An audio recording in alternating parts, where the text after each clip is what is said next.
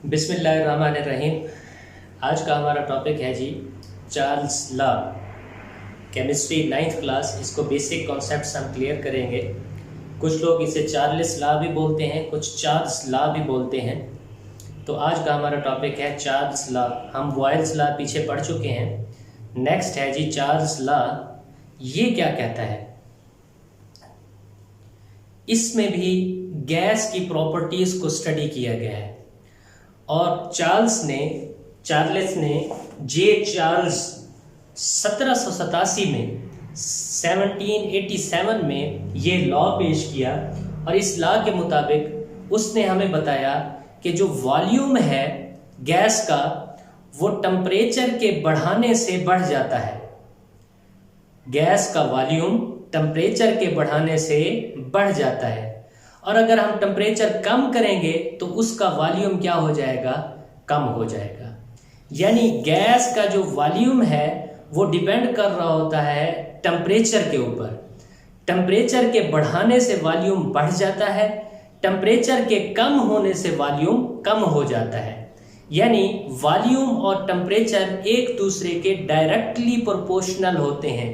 यानी अगर एक बढ़ता है तो दूसरा भी उसी मिकदार से बढ़ जाता है। अगर एक वैल्यू कम होती है तो दूसरी वैल्यू भी उसी मिकदार से कम हो जाती है। ये तो मैंने आपको ओवरव्यू दिया है। थोड़ा सा डेफिनेशन पे जाने से पहले, उसके मैथमेटिकल एक्सप्रेशन पे जाने से पहले मैं आपको सर्दियों में जो हम गैस इस्तेमाल करते हैं उसकी मिसाल देता हूँ। अगर किसी ने घर में गैस का सिलेंडर भराया है, सिलेंडर में गैस मौजूद है, सर्दियों में जब आप देखेंगे तो गैस क्या है जी, उसके मॉलिक्यूल टेम्परेचर कम होता है सर्दियों में, उसके मॉलिक्यूल करीब करीब हो जाते हैं। यानी वॉल्यूम उसका क्या हो जाता है? कम। अगर आप सिलेंडर को उठाएं और उसे हिलाएं तो आपको लिक्विड जैसी चीज कोई हिलती हुई नजर आती है। अब समटाइम्स ऐसे होता है घरों में कि घर में खवातीन क्या कहती हैं कि हमारे सिलेंडर में जो घर में रखा हुआ है वो गैस खत्म हो गया है। हालांकि सर्दियों में वो खत्म नहीं हुआ होता, वो गैस का वॉल्यूम कम होता है, उसके मॉलिक्यूल्स लिक्विड में तब्दील होकर निचली सतह पे चले जाते हैं, वॉल्यूम कम हो जाता है। फिर आप क्या करते हैं? उस सिलेंडर को टेढ़ा करते हैं या उल्टा करते हैं तो चूल्हा जलना शुरू हो जाता है।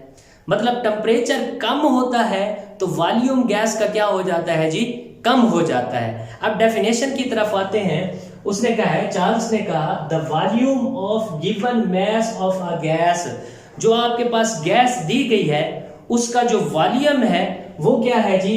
Is directly proportional to its temperature. Temperature के क्या है जी? डायरेक्टली प्रोपोर्शनल है। यहां दो चीजों के दरमियान रिलेशन बताया गया है, वॉल्यूम के दरमियान और किसके दरमियान जी? टेम्परेचर के दरमियान। दो चीजों के दरमियान रिलेशन बताया गया है। The volume of given mass of a gas is directly proportional to its temperature. यानी अगर टेम्परेचर हम बढ़ाएंगे तो क्या करेगा जी? वॉल्यूम बढ़ जाएगा। अगर हम टेम्परेचर कम करेंगे तो वॉल्यूम कम हो जाएगा, गैस के मॉलिक्यूल्स क्लोज हो जाएंगे। तीसरी चीज जो उसने कंडीशन लगाई थी, ये बहुत जबरदस्त जरूरी कंडीशन है। उसने कहा है, provided that the pressure remains constant. Pressure को क्या रखना चाहिए?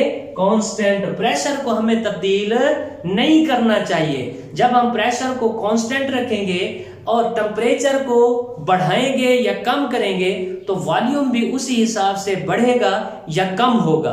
अगर हम टेम्परेचर को बढ़ाएंगे तो वॉल्यूम बढ़ जाएगा, अगर हम टेम्परेचर को कम करेंगे तो वॉल्यूम भी क्या हो जाएगा? कम हो जाएगा।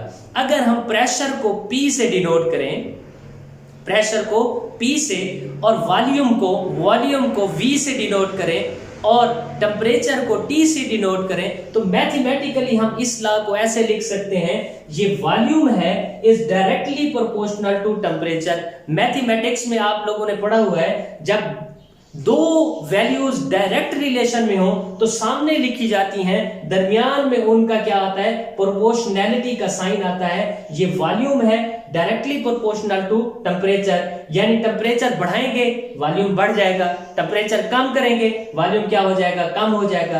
अब ये वॉल्यूम को हमने V से डिनोट किया हुआ है, V directly proportional to temperature को T से डिनोट किया हुआ है, T।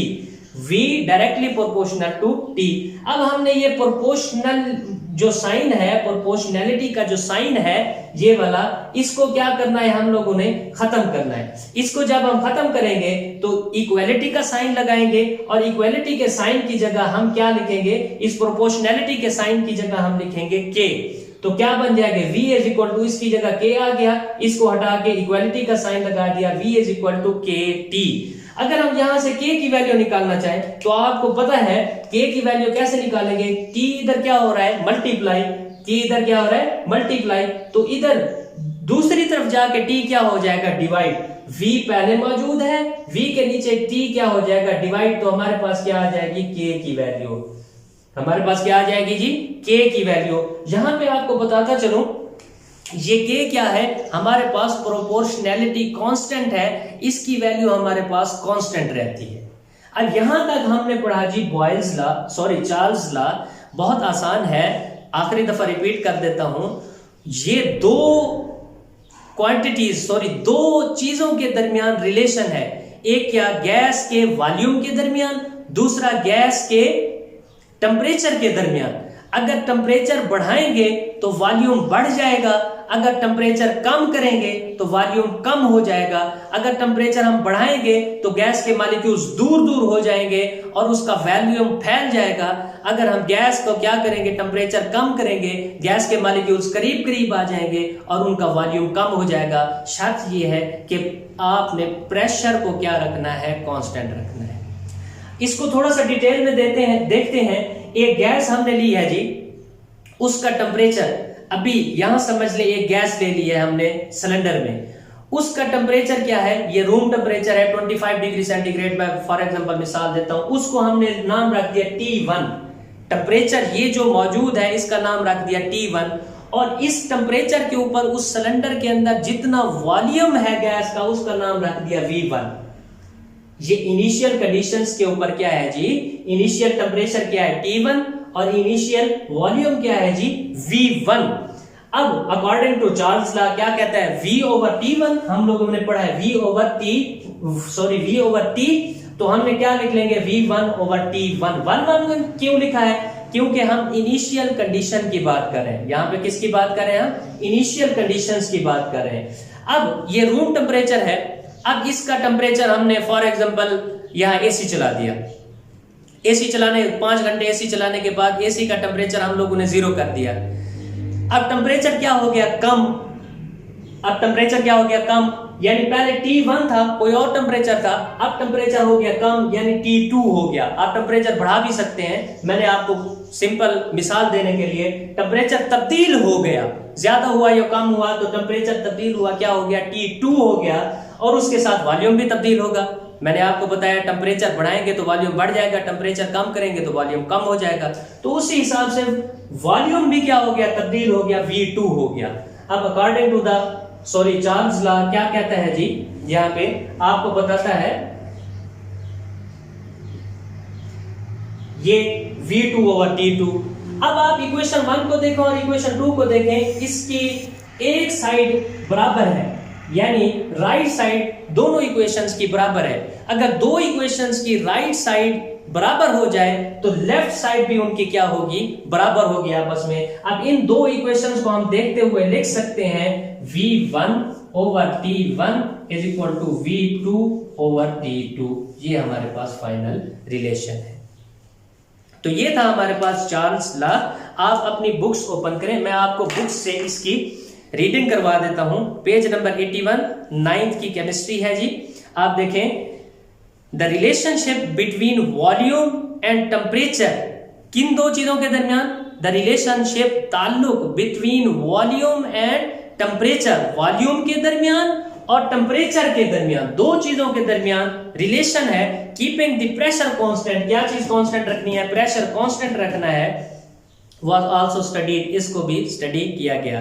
फ्रेंच साइंटिस्ट जे चार्ल्स इन 1787, ये फ्रेंच साइंटिस्ट था जे चार्ल्स, इसने 1787 में प्रेजेंटेड हिज लॉ, अपना लॉ दिया, दैट स्टेट्स, जिसकी तारीफ यूं की जा सकती है। आपने पहली दो लाइनें नहीं लिखनी, उनको बेशक छोड़ दें। यहां इन्वर्टेड कॉमास से जो शुरू हो रहा है यहां से आपने लिखना है। अब डेफिनेशन है the volume of given mass of a gas, the volume of given mass of a gas is directly proportional होता है एब्सोल्यूट टेम्परेचर के। ये उसने डेफिनेशन लिखी हुई, while provided that the pressure remains constant, pressure को क्या रखना चाहिए, कांस्टेंट। वो कहता है when pressure P is constant, जब प्रेशर P कांस्टेंट होगा, the volume V of a given mass of a gas is proportional to the absolute temperature। वही बात उसने की है घुमा फिरा के। Mathematically it is represented as, mathematically इसको यूं लिखा जा सकता है, mathematically volume directly proportional to temperature, जैसे आपकी बुक में लिखा हुआ है। इस प्रोपोर्शनैलिटी को खत्म करना है हम लोगों ने, तो इसको खत्म करने के लिए हम क्या लिखेंगे, V is equal to KT, V is equal to KT, ये हम लोगों ने लिख लिया। आगे देखें k की वैल्यू निकालनी है, k यही रहने दें, t इधर आके नीचे डिवाइड हो गया तो k क्या आ जाएगा, v ओवर t। नीचे बुक के ऊपर देखें, where k is a proportionality constant, ये k क्या है आपके पास, प्रोपोर्शनैलिटी कांस्टेंट है, इसकी वैल्यू तब्दील नहीं होगी। If the temperature of the gas is increased, अब सुने वो कहता है अगर टेम्परेचर इंक्रीज कर दिया जाए क्या होगा, बताएं टेम्परेचर इंक्रीज करे से क्या होगा। हाँ जी शाबाश, हाँ बिल्कुल ठीक, टेम्परेचर इंक्रीज करने से वॉल्यूम इंक्रीज कर जाएगा। Volume also increases when the temperature changes from T1 to T2, यानी पहले टेम्परेचर क्या था T1, बाद में टेम्परेचर हो गया T2। अब वॉल्यूम भी क्या हो गया, V1 से तब्दील हो गया V2 हो गया। नीचे देखें V1, the mathematical form of Charles law will be, mathematical form इसको यूं लिखेंगे, V1 over T1 is equal to K, दोनों को कंपेयर करेंगे तो V1 over T1 is equal to V2 over T2, ये इसकी मैथमेटिकल फॉर्म आ गई हमारे पास। अब हम इसकी एक्सपेरिमेंटल वेरिफिकेशन हम लोग पढ़ेंगे डिटेल में। मैं इसको साफ कर देता हूं और आपको इसकी एक्सपेरिमेंटल वेरिफिकेशन भी बताता हूं कि एक्सपेरिमेंटली जब हम टेम्परेचर को बढ़ाएंगे तो आप देखेंगे कि वॉल्यूम भी ऑटोमेटिकली क्या कर जाएगा, बढ़ जाएगा, वॉल्यूम भी बढ़ जाएगा। जब टेम्परेचर को कम करेंगे तो वॉल्यूम भी ऑटोमेटिकली क्या हो जाएगा, कम हो जाएगा।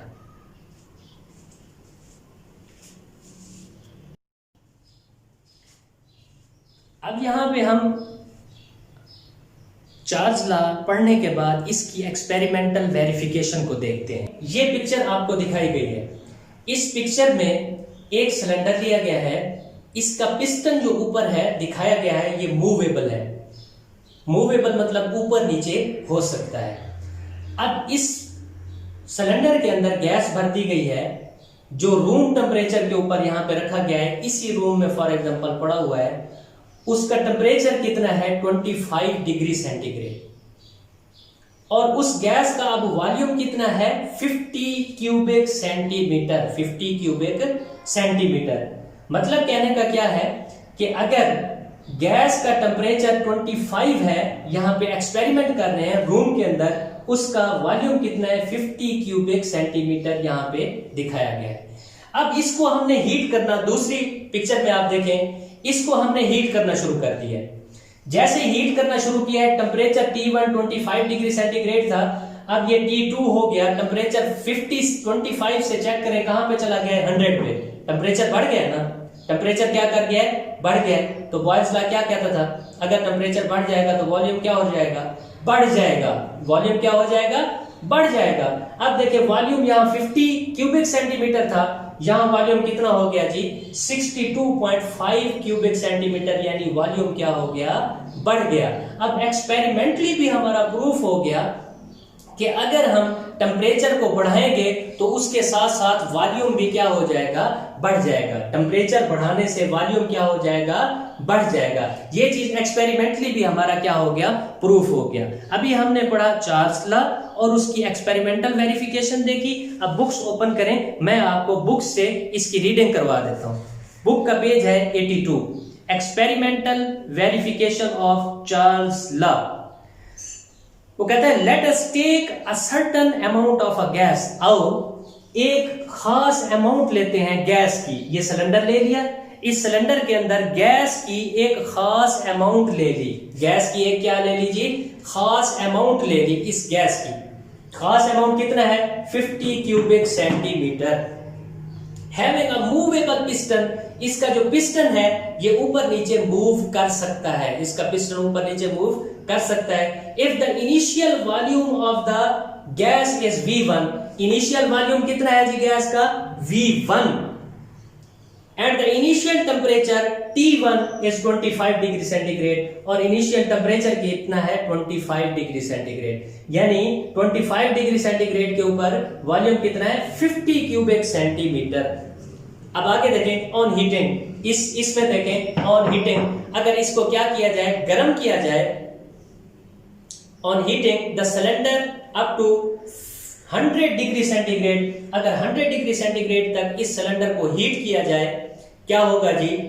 The volume V2 is about 62.5, तो वॉल्यूम V2 हो जाता है और बढ़ जाता है 62.5 तक पहुंच जाता है। The increase in temperature increases the volume, जब टेम्परेचर हमने इंक्रीज किया इससे वॉल्यूम भी हमारा क्या हो गया जी? बढ़ गया।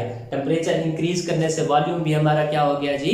बढ़ गया। ये थी चार्ल्स लॉ की एक्सपेरिमेंटल वेरिफिकेशन। अब अभी हमने चार्ल्स लॉ पढ़ा, उसको मैथमेटिकल फॉर्म देखी, डेफिनेशन देखी और उसकी एक्सपेरिमेंटल वेरिफिकेशन देखी।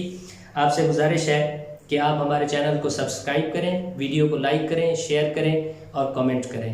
Thank you so much.